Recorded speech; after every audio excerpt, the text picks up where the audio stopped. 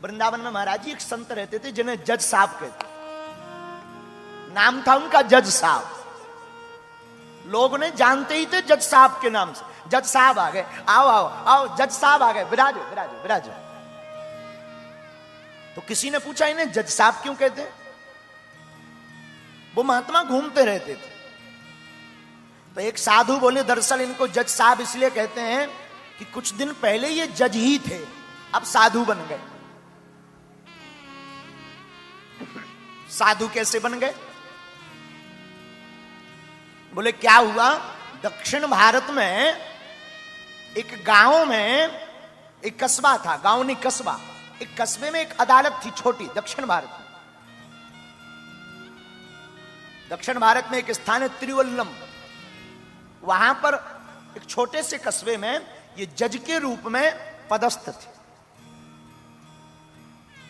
वहीं गांव में एक बगल में गांव था कस्बा से लगा हुआ, गांव में एक रघुनाथ जी का मंदिर था। रघुनाथ जी के मंदिर में पुजारी जी रहते थे, एक भोला भक्त रहता था जिसका नाम ही था भोला भगत। उसको सब लोग भोला भगत कहते। उससे कोई कुछ पूछे कि भाई ये ऐसा कैसा, बोले रघुनाथ जी जाने। उससे कोई पूछे भाई गांव में तुमने किसी को देखा, तो कहते थे रघुनाथ जी जाने। सब बात रघुनाथ जी पर छोड़ देता। बड़ा अटूट निष्ठा, देखना, विश्वासम फलम दायकम। एक बार उस भोले भगत की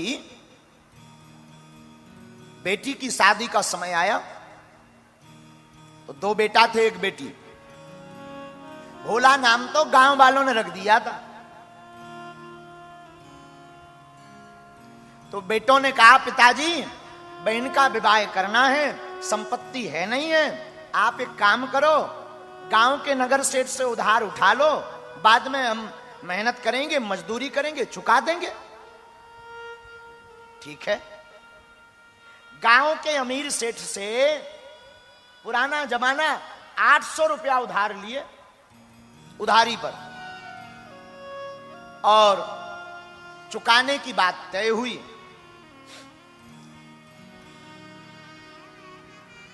सेठ ने एक कागज लिया, उस पर लेखनी की, दस्तखत कराए, तो अंगूठा किया उसने। वो आया, रघुनाथ जी के चरणों में वो पत्र रखा, सरकार 800 रुपए का कर्जा हो गया, अब आप कृपा करना ये चुक जाए। ठीक है ठीक है। नित्य सेवा करता, झाड़ू लगाता, पोंछा लगाता, रघुनाथ जी को देखता रहता दिन भर, संध्या काल, प्रातः काल, दोपहर वेला में, बयारू में देखता रहता। थोड़ी देर के लिए पर्दा लग जाए तो उसका मन छटपटाता रहता, कब रघुनाथ जी का पर्दा खुलवे और कब हमें दीदार हो, कब हमें दर्शन हो, कब हम उनकी आभा मंडल रूप का आस्वादन करें, उस रूप रस सुधा का आनंद लें। डूबा रहता मस्ती में। कालांतर में भोला भगत के बेटों ने मेहनत की, मजदूरी की, 1000 रुपया कमाए तो 800 रुपया ब्याज दे दिए, पिताजी चुकाया। अब भगवान की कृपा हो गई, चुकाओ। भोला भगत, सेठी जी श्री सीताराम, आपकी जो हम उधारी ले गए थे ना, ये स्वीकार कीजिए। हाँ लाओ लाओ लाओ लाओ। और भोला कैसे हो, आपकी कृपा है, रघुनाथ जी जाने। एक कागज लिया, वो जो कागज था जिसपे 800 की उधारी लिखी थी, चुकती लिख दी, दूसरी रसीद बना के दे दी, लो इसे पढ़ लो। हम क्या जाने, हम तो पढ़े लिखे नहीं साहब, रघुनाथ जी जाने। अब मलाल मन में भर गया सेठ के, अमीर के, ये बढ़िया है, ये पढ़ा लिखा है नहीं, 2 बार रुपया ले सकते हैं इससे। तो अच्छा एक काम करो, जरा पानी लाओ भीतर से। उसे पानी लेने भेजा तो जिसमें चुकती लिखा था वो पर्चा अपनी बही में रख लिया, झूठ मूठ का ऐसे ऊपर नीचे कुछ लिख करके दे दिया, लो ये है, चुक गए, जो आ गया। आया भागा भागा, रघुनाथ जी के चरणों में वो पत्र रखा, आपकी कृपा से रुपया चुक गए। सेठ की मति मारी गई, भक्त पर भगवान को कौतुक करना था तो सेठ ने दोबारा रुपया लेने के लिए इनके ऊपर, भोला भगत के ऊपर केस लगा दिया। ये कोई घटना हम आपको त्रेता द्वापर या बहुत सतयुग की पुरानी नहीं, कलयुग की, अभी यही कोई 80 साल पहले की घटना सुना रहे हैं।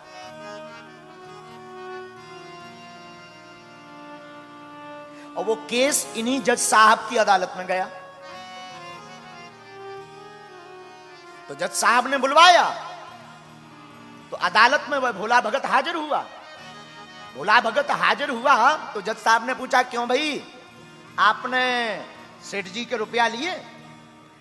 जी सरकार। जी हुजूर, हमने रुपया लिए। अच्छा, तो आपने चुकाए नहीं? सरकार हमने चुका दिए, ब्याज सहित सूद सहित चुका दिए। लेकिन सेठ जी ने तो अपने वकील से कहलवाया कि आपने रुपया नहीं दिए। अच्छा, एक बात बताओ।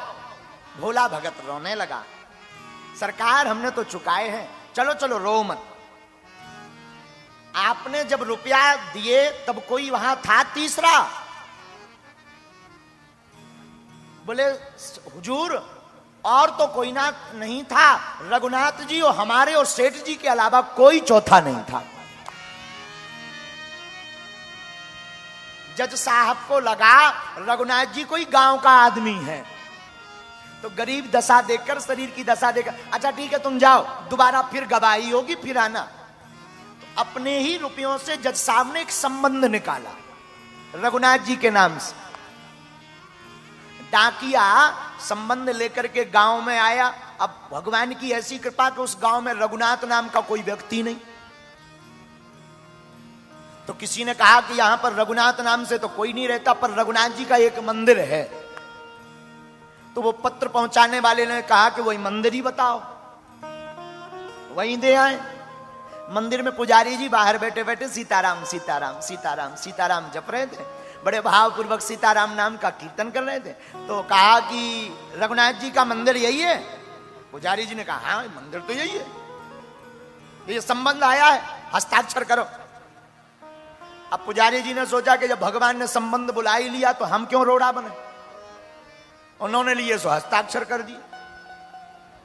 उन्होंने लिया सो राम जी के चरणों में संबंध रख दिया। राम जी की तरफ देख के बोले सरकार आज तक फूल माला पुष्प वस्त्र बहुत आए आपके पास, संबंध पहली बार आया होगा, इसे भी स्वीकार करो। और संबंध को जैसे ही रखा तो बाद में उस केवट भोला से पूछा कि भाई भोला एक बात बताओ, तुमने रघुनाथ जी का नाम क्यों लिखवाया? तो भोला भगत बोला हमारा इनके अलावा है कौन, हम किनका नाम लिखवाएं? अब तो आंखें भर आई भोला की। भोला को पूरी बात पता लगी, पुजारी जी को पता लगी, तो संबंध में लिखा था अमुक तारीख को उपस्थित होना है। अब तो हाथ जोड़कर भोला रोने लगा, प्रभु की तरफ देखे, हरि बिना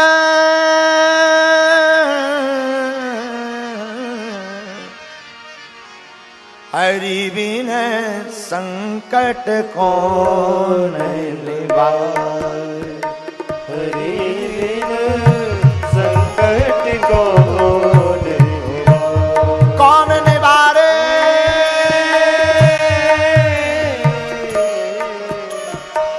कौन निवारे, कौन निवारे। भोला भगत कहता हरि बिन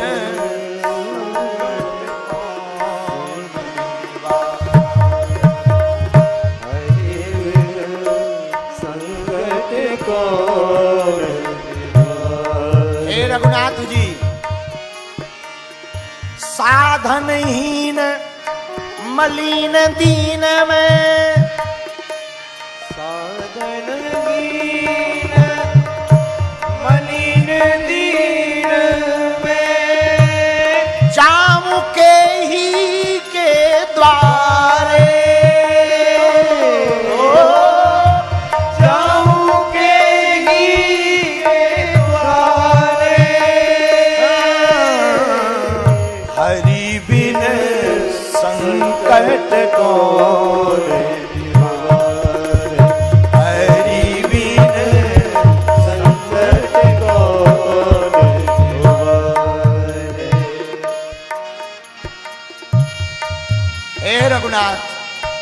आपके बिन कौन है हमारो, हम किसके द्वार जाएं। रखियो लाज हमारी आज गिरधारी, आज हमारी लाज रखो, आपके बिन कौन हमारो, हम किसके द्वार जावे, किसको अपनी सुनावे। हरि बिन संकट को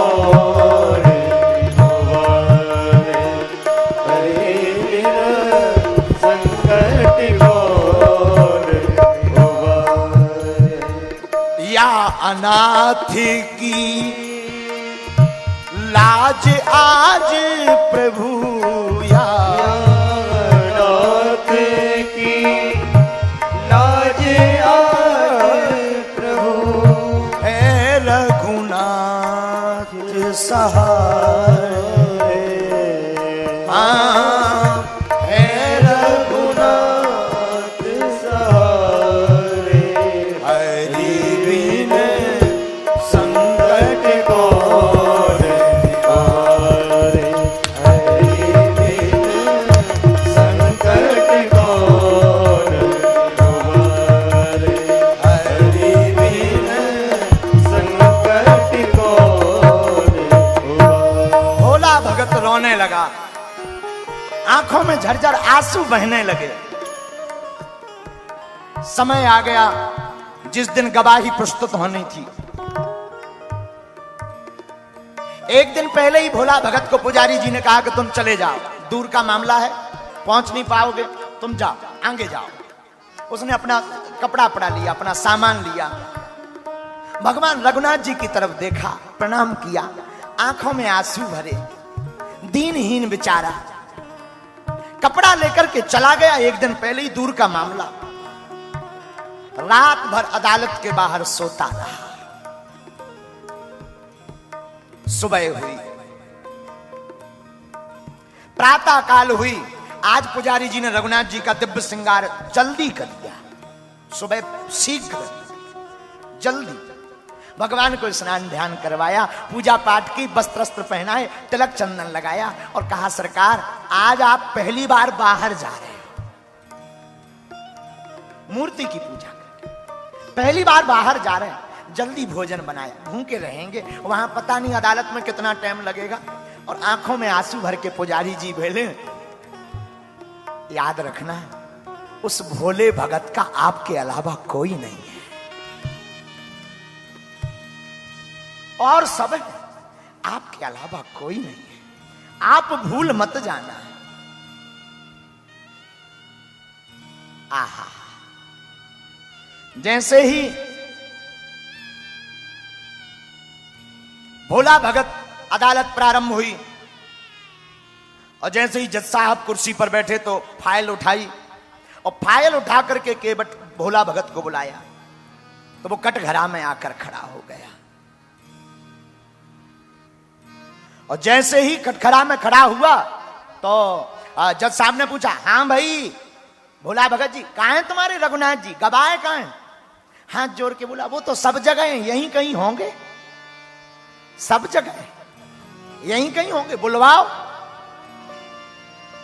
जज ने चपरासी से कहा, हाँ भाई बुलाओ जरा रघुनाथ जी को।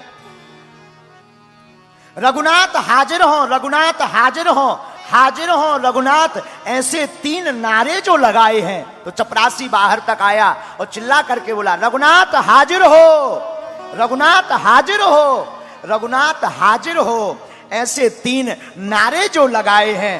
चाल लटपटी सी, एक वृद्ध सी झुकी सी देह, दुपटी फटी सी शीस, बांधे धर धाए हैं, हाथ में छड़ी माह तुलसी की ही माल, माथे पर रोली चारू चंदन चढ़ाए हैं। साहब के सामने विनीत जू चपरासी के साथ आज रघुनाथ जू गवाह बनकर आए।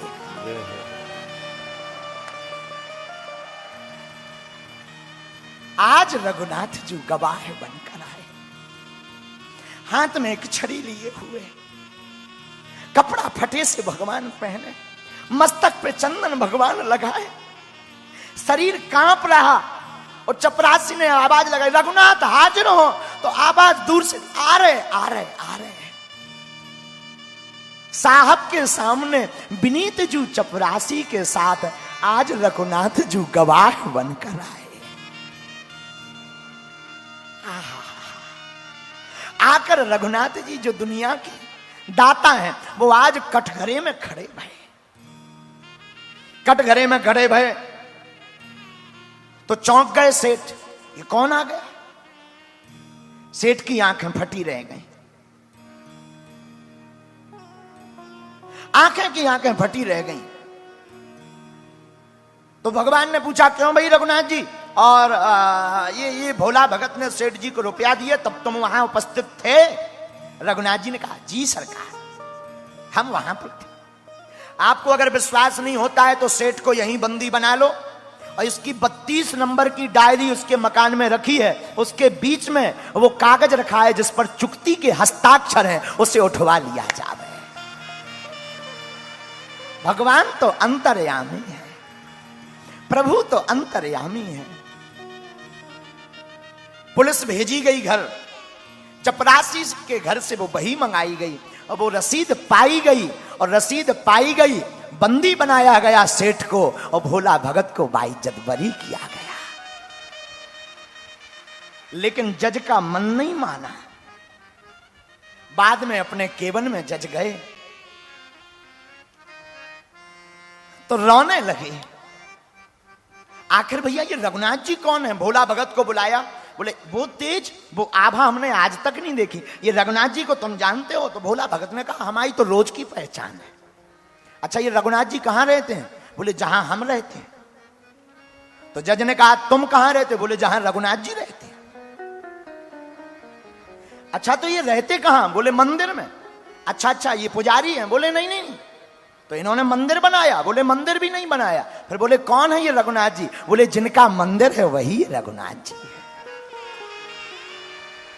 और जैसे ही इतना कहा तो शिव शारद नारद शेष गणेश के नहीं ध्यान में आते रहे, सोई आज विनीत अदालत में केवटवा के गवाह कहाते रहे। सुख धोक उतर से दियो को भयो, दुख नाहिन जो तज जाते रहे। जज साहब की आंखों में आंसू आ गए। लोगों ने पूछा तुम रो क्यों रहे हो? बोले एक गुनाह हो गया। क्या? कुर्सी पे बना जज बैठा रहा, जगदीश खड़े समझाते रहे। कुर्सी पे बना जज बैठा रहा, जगदीश खड़े समझाते रहे। मैं कुर्सी पे बना जज बैठा रहा, जगदीश खड़े समझाते रहे। और आंखों से आंसू बह गए जज साहब के। और उस दिन के बाद कभी अदालत में नहीं बैठे। लोगों ने कहा कहां जा रहे हो? बोले जहां से गवाह आए थे अब उन्हीं गवाह के चरण शरण में जा रहे। वृंदावन आ गए, तब से वृंदावन में उन्होंने वास किया। ये बात उनके लिए जो कहते महाराज भगवान मिलते नहीं, भगवान का मिलना कठिन नहीं है, हमारा आपका सरल होना कठिन है। हे मुरलीधर छलिया मोहन, हम भी तुमको दिल दे बैठे। गम पहले से ही कम तो न थे, एक और मुसीबत।